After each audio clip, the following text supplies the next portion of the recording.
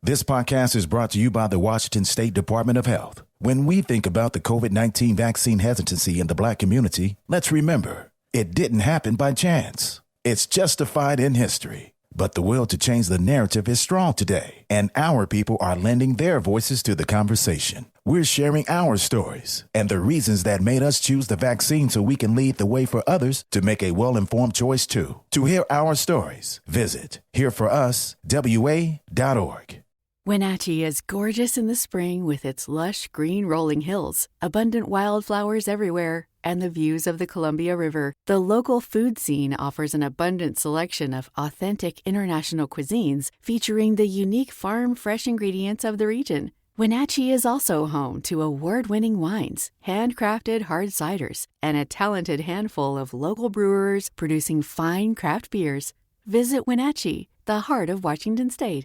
Hey, this is BJ. Thanks for listening to our show's podcast. If you're a fan of all things geeky, you should check out my other podcast, BJ Shea's Geek Nation. We have new episodes every day, and you can check it out at bjgeeknation.com. Your home is going into foreclosure and you feel like a financial wreck. You don't know where to turn for accurate information. I'm bankruptcy attorney Travis Gagne. Let's talk about some legal options. If we work quickly, we can propose a plan to save your home, modify the loan, or in many cases even eliminate your second mortgage. The consultation is free. I've helped hundreds of people just like you make informed decisions about whether to save their home or exit it on a reasonable, organized timeline. The chapter you choose sets the tone for the next chapter of your life. Please contact me today at choosetherightchapter.com. That's choosetherightchapter.com. 99.9 KISW, the Rock of Seattle.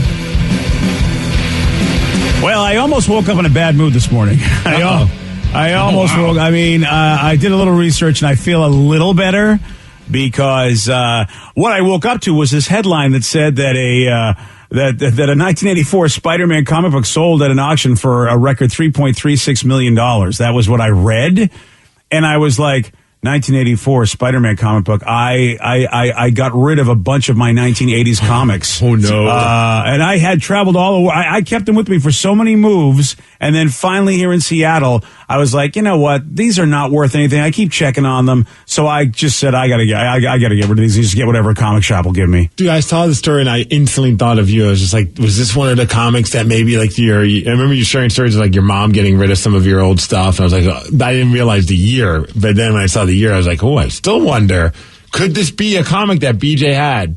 I mean, you're a $12 million in air, so I mean, I'm sure you're not really that heartbroken. Well, still, that would make me up to $15.36 million, so that would be. But actually, it's not the book itself; it's the original artwork from the artist Mike Zeck from a particular issue of Secret Wars, and the reason it's fetching all this money is because it was the first appearance of Spider-Man in his black suit, which the suit ends up leading to the character Venom. So this is the first time, really, if you will, Venom has ever been in a book. Oh, spoiler alert, man. Yeah, sorry, buddy. Yeah. It's from 84. It's the original artwork, though. It's like the original piece that Mike Zeck did, not the book itself. Gotcha. So I felt good about this. But I thought, God, did I throw away $3 million? Because I had that issue. I had all the stuff from the 80s, Spider-Man and Secret Wars related. So, yeah. I feel like this version of Spider-Man was really sent me down that downward spiral of just only wanting to wear anything that had black in it. You know what I mean? Because it's Spider-Man's fault. It was, man. I look back on that, and the moment I knew, right in that moment, I'm like, he looks way cooler in that black Spider-Man suit than he did in the red and the blue one. Yeah, a lot of people really, really liked it. Of course, it was a huge controverscy in the world of comics anyway. It was like Coke and New Coke is how people were going back and forth. They just didn't like they wanted different. They didn't. It was an iconic, for 26 years, Spider-Man had that iconic red and blue uniform and outfit, and they changed it to this black one, and people were like, "Are you kidding me?" Because they kept it that way for a while, even though they, in their own mind, had a plan, but they didn't tell us. So some people like you were like, this is the awesome, I love this new thing. Yes. And other people were like, F that, we want the old uniform back. Yeah, you change anything and a comic book fan is going to lose their mind. Yeah, it was big. Again, not everybody was reading comics, so you never heard about it but I was steeped in that community. Good thing there wasn't social media back then, huh? Oh. No, they just had to do letter campaigns, so only a very small amount of people got to hear the ire of all these nerds. I'm so mad, and you'll find out in about 14 days. That's right. As soon as I find a stamp, you're in trouble, people. I just remember thinking, man, like Spider-Man just like got cool. Like that was like metal looking. Like when he went, it was a cool black and costume. white. Yeah. Yeah, it's a And very the logo was bigger. Yeah, I still think it's a good looking costume. I still think it's better than the blue and red. Well, I mean, look, I'm all about nostalgia, and so I mean, I can't get. He went from being a dork forever. to metal, like Metal Man. And Well, that's 80s. That's nostalgia for a lot of people. like listening to Metallica or something like that. You got some like Chuck Taylors too. He's wearing. I don't know. Dude, if he wore Chucks with that costume, that'd be amazing. Yeah. Yeah, we'd rather not think of Sam Raimi's way of making Peter Parker look cool. Oh, emo? Yeah, that emo sort of like dancing with a bad intention. That was his way of saying That weird hair flip sort of thing he had going Peter's on. edgy now because he's got the black costume. Oh, great! Peter Parker discovered Panic at the Disco. Exactly. It was. Yeah, people really made fun of how the black costume was interpreted in the third Spider-Man movie, but the $3.3 million. Yeah. Damn. Yeah, the bidding started at 300,000, so they were very happy with what it ended at. Man, and of course, that is bigger than the first issue of Superman, and and there are some surviving copies of that. That went for $3.18 million the first time Superman appeared. This is just one original piece of artwork. It's not like the whole book. That is a game changer. Like if you just had. Like going through like maybe a dad or mom or grandpa, whoever was a comic book collector in your family, and you go through like maybe like their old boxes, and you're like the number one Superman, and then realizing that could make you a millionaire. Now I don't know if I would sell it. Oh yeah, but here's the thing. I don't know if I kick myself in the teeth because usually if you're an artist and you draw this stuff, you might keep the original yourself. But Mike Zeck has confirmed, who's the artist, that he was not the one who sold that piece to make $3-something million. So I wonder if he's kicking himself a bit and not holding on to it. I'm Mike Zeck. I redraw it and then claim that one's a fraud. I that was why not not? the real one. This is the real one, right? I mean, I've had it. Yeah, I'm Mike Zeck. You think I'd lie about this? Whoever put that out there is a fraud. Exactly. You know what? If anybody can do it, he can do it. Yeah. All right, Steve. I say we go for it. I mean, Mike Zeck. Exactly. What's he got to lose?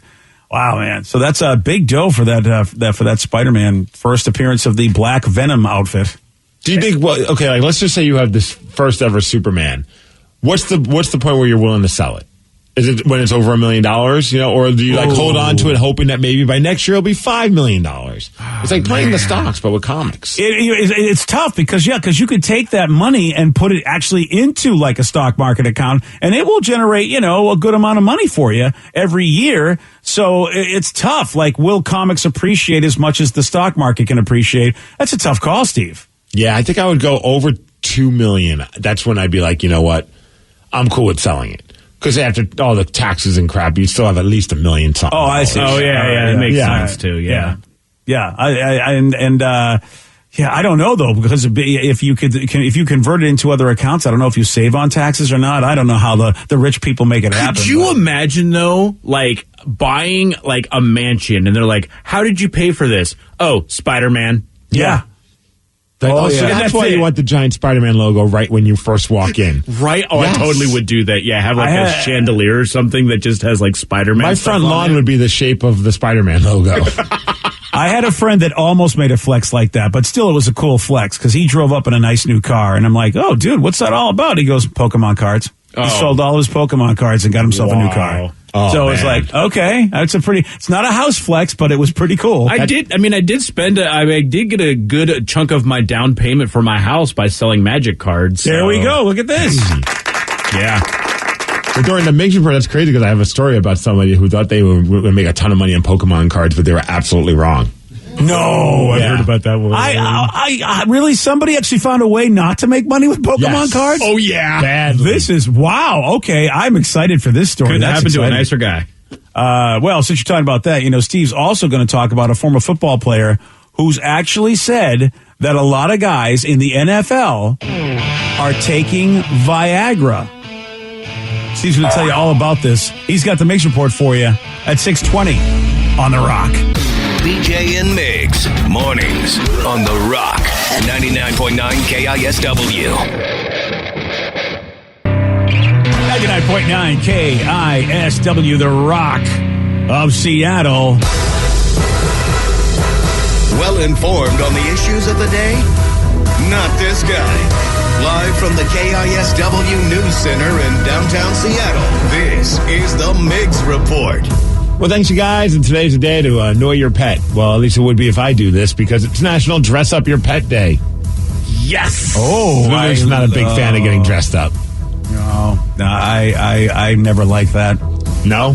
I enjoy it. It was fun to dress her up as an Ewok or as a Seawalk. A Seawalk! I love a Seawalk. Oh, we need one now. You know, I need an Ewok costume, and whenever I go to a Seahawks game, I should be the... This podcast is brought to you by the Washington State Department of Health. When we think about the COVID-19 vaccine hesitancy in the Black community, let's remember, it didn't happen by chance. It's justified in history. But the will to change the narrative is strong today, and our people are lending their voices to the conversation. We're sharing our stories and the reasons that made us choose the vaccine so we can lead the way for others to make a well-informed choice too. To hear our stories, visit hereforuswa.org.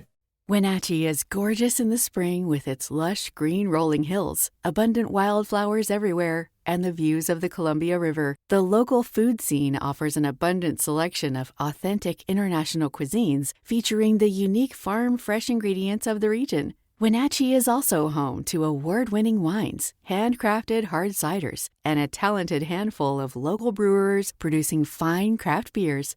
Visit Wenatchee, the heart of Washington State. $20 million, $19 million, $6 million. These are all awards recovered for clients of Phillips Law Firm. To win big, you have to fight big. And Phillips Law has been fighting the too-big-to-fail insurance industry for decades. Not every case will have a multi-million-dollar outcome, but Phillips Law will fight just as hard to recover the outcome you deserve. If you or a loved one has been injured in a car accident or on the job, call or click today at 1-800-JUSTICE or visit justiceforyou.com. According to the National Highway Traffic Safety Administration, 1 in every 5 children killed in traffic crashes in the U.S. was a pedestrian. That's why 3M is working alongside local governments and NGOs to help improve crosswalk visibility and traffic markings in school zones, in a worldwide initiative to provide kids with a safe walk to school and access to the education they deserve. To learn more and take action, visit 3m.com/schoolzonesafety. 3M Science. Applied to life. The Seattle Seawalk. I love this plan. Wow. I love when mistakes like this happen. Let's do it, Rev. We're Seawalks. I'm in. Oh, God. No, I first of all, those are not even Ewoks. What was it? Oh, yeah, I was thinking Chewbacca. I was thinking Wookiee. All right. I mean, you guys, jeez. I mean, I expect a little bit more out of Rev. Okay, that is not even anybody trying to do a Wookiee. That's someone's trying to pass a cookie. So what does an Ewok sound like? Yeah, that's it. There we go. Thank you. Yeah, DJ, thank you. You could be a Seawalk with us. Yeah, all right, I'll be a Seawalk, even though I hate them. They are my Jar Jar Binks. Okay, I know you like pastrami sandwiches. Today is National Hot Pastrami Sandwich Day. Let's head on over to Tats, baby. Yeah. Tats have got some good pastrami sandwiches. Yeah, they do. Tats is legit. What was that marketplace? What was it called? The Market Deli, I think. Yeah, Market Deli by our old station when we worked. Yeah, I just get a pile of meat from them.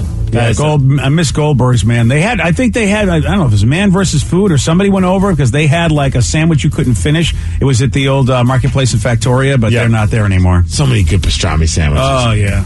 But most importantly, today, happy National Feast of the Ass Day. Wow. You know, that, with Urban Dictionary being the way it is, I think they need to change that name. Hey, it's a biblical thing that involves donkeys. It's nothing. Get your mind out of the gutter. I'm just saying, they didn't know. Yeah, I mean, a lot of people will take that the wrong way. Just saying for a friend. Well, happy National Feast of the Ass. Okay. If you watch the show Brockmire, you'll know that he celebrates that day a lot. All right, well, let's talk football. Yes. Because this weekend, the playoffs begin. Playoffs? I promise you the Seahawks will not lose. in the playoffs. Yes, we're going to go undefeated in the playoffs. You're absolutely right. We're going all the way. Big game. I'm sure your son Joe is very excited for this. The Patriots taking on the Buffalo Bills. That's happening tomorrow. Yes. And it's in Buffalo, so it's going to be cold. Oh, it is. Like single digits cold. Freezing cold. This is a beating because, I mean, the Bills for the longest time have been like, second banana, third to fourth banana to the Patriots. This is a Patriot-less Tom Brady. Can the Bills finally get over the hump? And the crazy part is, the big talk is Josh Allen, the quarterback for the Bills, apparently doesn't play all that well in cold weather because he has bad circulation, which, of all teams to be on, the Bills is probably one of the worst teams for him to be a quarterback. I didn't know that about Josh Allen. Really? That's according to ESPN's Diana Rossini, and she was talking with co-host Bart Scott, who used to play in the NFL with the Jets, and he was an NFL linebacker. And he's like, "Hey, Josh Allen, I've got the solution for you: boner pills." Yes. Apparently, Viagra helps get the circulation going right, according to Bart. Here he is trying to explain it, but he clearly works with people like us who would not stop laughing at him with him trying to explain why this is a legitimate thing. The guy hates the cold. He doesn't play well. And he says the reason is because he's got bad circulation. So his toes get cold. And as you know, with your feet. Can I get your suggestion for him? Josh Allen listening? Can people get this message to him? Viagra. Take some Viagra for the game, baby. That'll put that circulation going right. A lot of NFL players, at least in my day, took Viagra because it opens up the blood vessels. A lot of endurance athletes, because Viagra was first a heart medicine, right? So it builds up circulation, which makes sure that it gets those circulation to the feet. And other places, too. Yeah, well, remember Rafi Palmeiro of the Texas Rangers used to take Viagra, and he was a spokesperson, and it wasn't because he couldn't get things going. It was for that very reason that dude just said. I thought it was for focus for him. That was like why they I didn't think it was because the weather was cold and he needed better circulation. Well, I think it's because it just gets you all rolling. So, if all the blood vessels are going and everything, don't forget, I think you got blood vessels that go to your brain, so you might be right, Steve. It probably helped him focus, but I didn't know that about Viagra. It's not just a pee-pee medicine. Well, yeah, so he's saying all these guys in the NFL are playing it. I got to love this one dude. He's a tight end for the Buffalo Bills. He wanted to make it very clear. He is not one of those NFL players that needs Viagra. His name's Dawson Knox, and here he is talking about it when someone brought it up to him. I've heard that Viagra can actually make you test positive for PEDs. I think there's something in there that'll pop you positive and make you miss 4 games. So in order to do that, I would need a prescription. So I do not have a prescription. So therefore, I will not be trying that out. But that would be a heck of a way to try something for the first time. Pop one of those before a football game. Yeah, there might be some other issues that go into that. But yeah, I'm not going to be experimenting with that this Saturday night. The whole team's experimenting with Viagra, and for some reason, all the cheerleaders have decided not to show up for work. Yeah, it's getting weird. We're staying away from these guys today.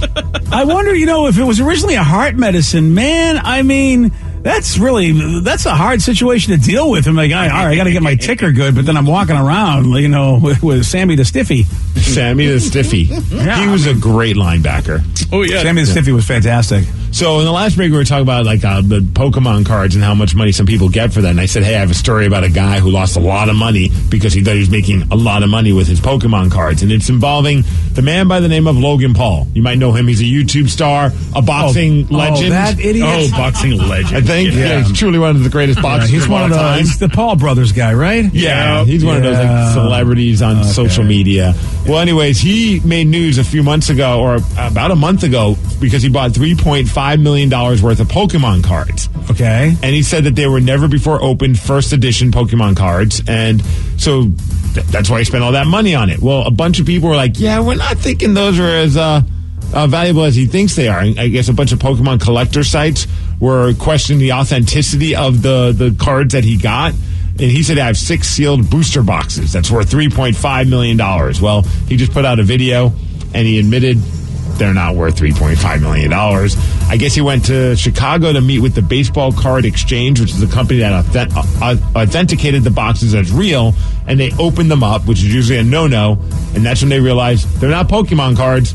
They're G.I. Joe cards, and they're worth about $360. Whoa, he got shafted? Bad. Either he got shafted, or the conspiracy theory person in me is like, this just adds more views to his YouTube page with the unboxing of it, and maybe he shafted us.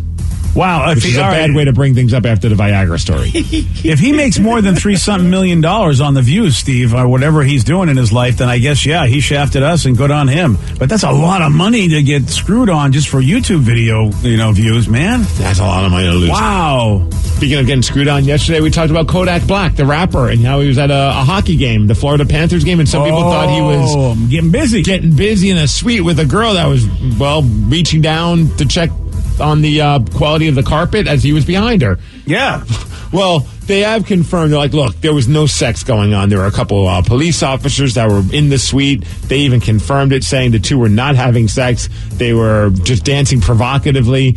But the cop said they at some point told him he's got to knock it off because obviously the attention that was going on with all that. Thing is, he's not in trouble with the law. I don't think he's in trouble with the Panthers. Maybe he is, maybe he's not. I have no idea how things are over there with the Florida Panthers organization.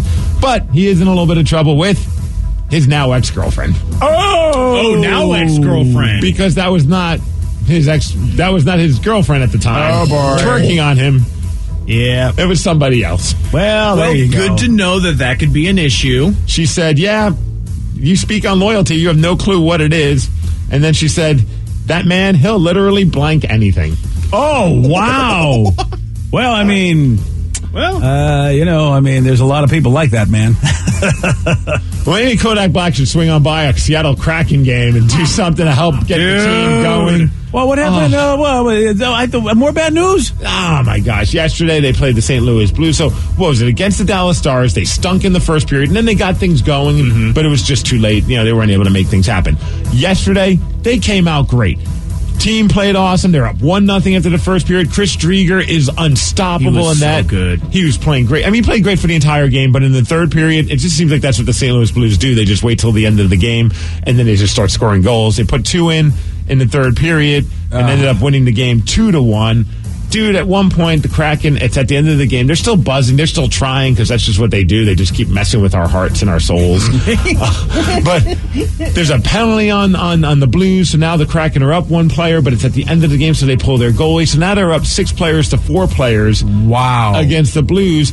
And they could barely keep it in the damn zone. Yeah. Giordano screws it up. It's just, oh my gosh, man. It was so frustrating. It gets so sloppy at certain points where it's just like there's guys standing around not paying attention. And I'm like, I'm not an expert, but I'm just like, what are you doing over there? You're not even passing it to anybody. Dude, it's funny you say because at one point it's like it goes to the defenseman who should be there waiting for the puck and then just leaves the zone. I'm like, what are you doing? Were you looking at a girl in the stands? Were you looking for Kodak Black? I don't understand what's going on. Why weren't you where you're supposed to be? That's your job. My cats are so traumatized by me yelling, what is going on? Boy, a 6-on-4 and looking bad on a 6-on-4 is not a good look. And it wasn't like a 6-on-4 for a couple seconds. It was over a minute that they had. Yeah. Oh, that is not a good look. It was usually awkward, you have a minute with a 6-on-4. You should at least pepper the hell out of the goalie, and then the goalie's the one you talk about making the amazing saves. It was like a minute and a half, and it just, man, it was very frustrating. But hey, good news. Yeah. They don't play tonight, so we don't have to worry about being a hub. Seahawks and the Kraken will be undefeated today. They play tomorrow against the Los Angeles Kings, and that's happening here at Clement Pledge Arena. Okay, some home cooking. Maybe that's what we need, some good home cooking. They got to just unveil the mascot. I think that's the problem. I think the team just feels like they can't win until they have a mascot. Yeah, I'm with you on that.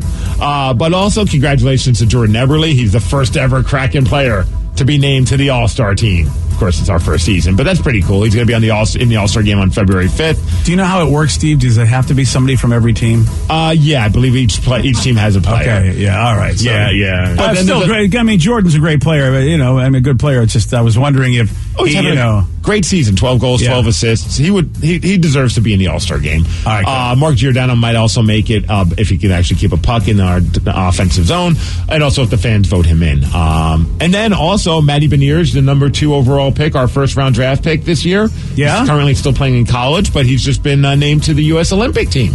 Whoa! So, all right, a couple of nice little things right there to forget about the loss yesterday. All right, I forgot all about Matty Beniers. Yeah, I haven't. Yeah, we haven't even seen him because obviously he's, like you said, still in college. Yeah, he's playing very well in college too. So I'm looking forward to the next season. I think that's going to be a guy that's going to add some much needed offensive help. Maybe he would score on a 6-on-4 a few minutes in the game. We need something, that's for sure. Hey, as far as weather, 50 degrees, going to be cloudy. Quick note. John Ryan will be joining us today at 9:15 to talk about all the controversy involving Dylan T. Pickle, the mascot for the Portland Pickles, the team that John Ryan owns. Former Seahawk. Oh, right. That controversy where it looks like he's the mascot is showing you his pickle. Yes, but Dylan says he was framed, the mascot. Oh, well, So in that picture, he literally was framed. So we'll get to the bottom of it with John Ryan. And if you're in Portland tomorrow, swing on by the Portland Eagles Lodge because I'll be wrestling with DOA Pro Wrestling in Portland tomorrow night. So that starts at 7, I think the doors open up at. So just go to DOA Pro Wrestling on the Googles or the social medias and you'll be able to get all the information on that. Look at you going down to Portland, going to enemy territory. Beat some stoner ass out there, man. Oh, there you go. Max Burnside, you're done. Yeah, keep it weird in the ring, Steve. That's what you got to do. And that's the Mix Report, and that's what's up. Yesterday, Steve did get this one right. Which musician was Pamela Anderson's first husband? Well, she did the sex tape with Bret Michaels, but I think it was Tommy Lee. Yes. I think it was Bret Michaels she had a sex tape with as well. She did? Wow. I think I realized that. It was before Tommy. Wow. Damn. Yeah. I didn't know. I haven't seen that sex tape. I think it was Bret Michaels. Okay. It was. We confirmed it. Yeah, good job. You know your sex tapes. I can't question you. I like sussing it out in the middle of beat mix. Yeah. Yes. Yeah. Nice job. Priorities, Rev. I know. Yeah. You want a shot at beating Steve? You got it. 206-421-ROCK. We're going to play Beat Migs. We'll do that at 6:50 on The Rock. Today's podcast was brought to you by Travis Gagne, bankruptcy attorney. He's here right now and has agreed to answer more of your questions about bankruptcy. What's the difference between filing for bankruptcy and credit counseling? Credit counseling is a useful process in some circumstances, but it does show up on your credit. In fact, from a credit scoring standpoint, credit counseling shows up just like a bankruptcy, so it's going to affect your credit as negatively as filing bankruptcy. In credit counseling, the idea is that a credit counselor works with your creditors on your behalf to try to lower interest rates or work out payment plans with your creditors to pay back your debt over time. In credit counseling, you almost always pay back 100% of the debt, sometimes at lower interest. And of course, some creditors will participate in that process and some won't. So you're usually left with kind of a mixed result with credit counseling and, of course, a high payment. Thanks, Travis. If you have more questions about bankruptcy, you can reach out to Travis anytime at ChooseTheRightChapter.com. That's ChooseTheRightChapter.com. Thanks for listening. This podcast is brought to you by the Washington State Department of Health. When we think about the COVID-19 vaccine hesitancy in the Black community, let's remember, it didn't happen by chance. It's justified in history. But the will to change the narrative is strong today, and our people are lending their voices to the conversation. We're sharing our stories and the reasons that made us choose the vaccine so we can lead the way for others to make a well-informed choice too. To hear our stories, visit hereforuswa.org. Wenatchee is gorgeous in the spring with its lush green rolling hills, abundant wildflowers everywhere, and the views of the Columbia River. The local food scene offers an abundant selection of authentic international cuisines featuring the unique farm-fresh ingredients of the region. Wenatchee is also home to award-winning wines, handcrafted hard ciders, and a talented handful of local brewers producing fine craft beers. Visit Wenatchee, the heart of Washington State. $20 million, $19 million, $6 million. These are all awards recovered for clients of Phillips Law Firm. To win big, you have to fight big. And Phillips Law has been fighting the too-big-to-fail insurance industry for decades. Not every case will have a multi-million-dollar outcome, but Phillips Law will fight just as hard to recover the outcome you deserve. If you or a loved one has been injured in a car accident or on the job, call or click today at 1-800-JUSTICE or visit justiceforyou.com.